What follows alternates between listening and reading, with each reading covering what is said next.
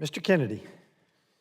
Thank you. Thank you all for your testimony. Thanks for your service to our great country. Dr. Upton, I understand that you've been involved in improving the care and the community program at the Buffalo VA Medical Center.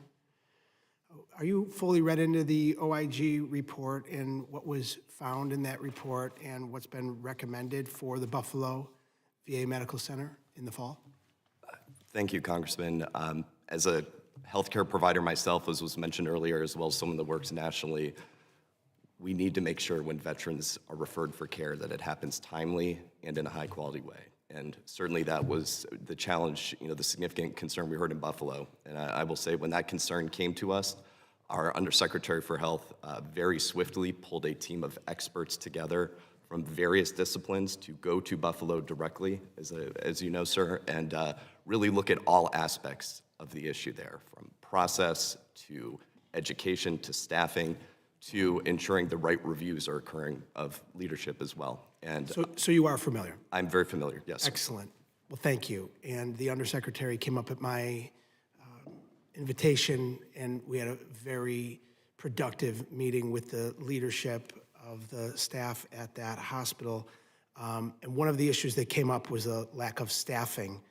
And through what you've read in the OIG report and in order to achieve the OIG recommendations, do you believe that it's important that the staff is hired to a level that's necessary to provide the service to our veterans? I do, Congressman. The VA is currently under a hiring freeze, is it not?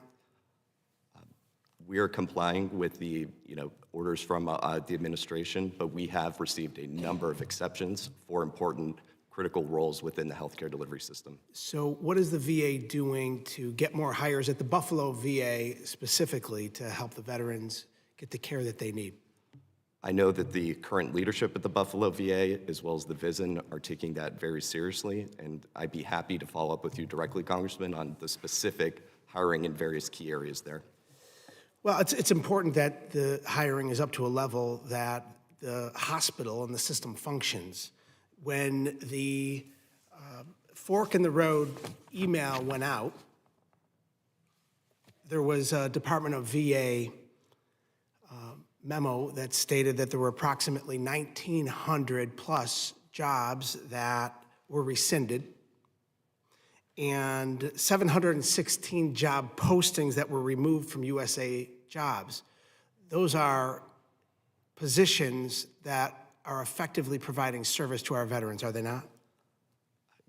We are absolutely committed to hiring all the key positions we need, Congressman, and we're able to repost a large number of those.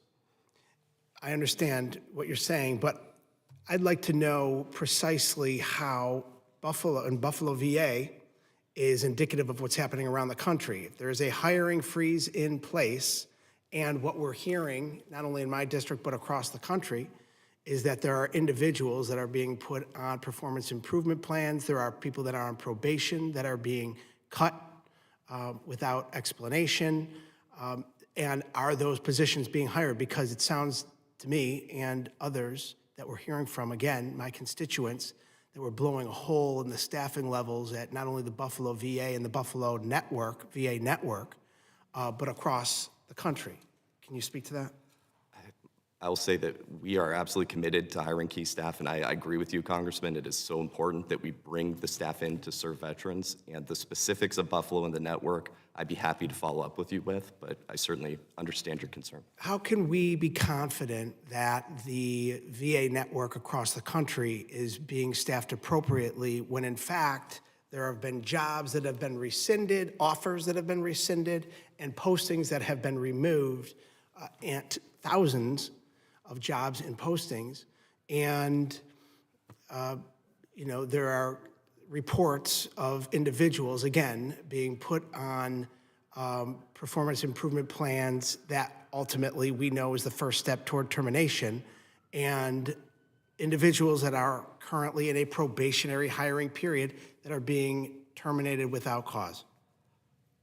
I will say we are going to stay laser focused as a health administration to hire all the employees that we can and follow all accordant directives and guidance, but we're laser focused on bringing the critical healthcare workers we need, Congressman. I'd like you to please provide in writing to this committee, this subcommittee, a hiring chart of exactly what's happening, where the hirings are, where the staffing levels are open, and all of which have transpired since the Fork in the Road memo went out.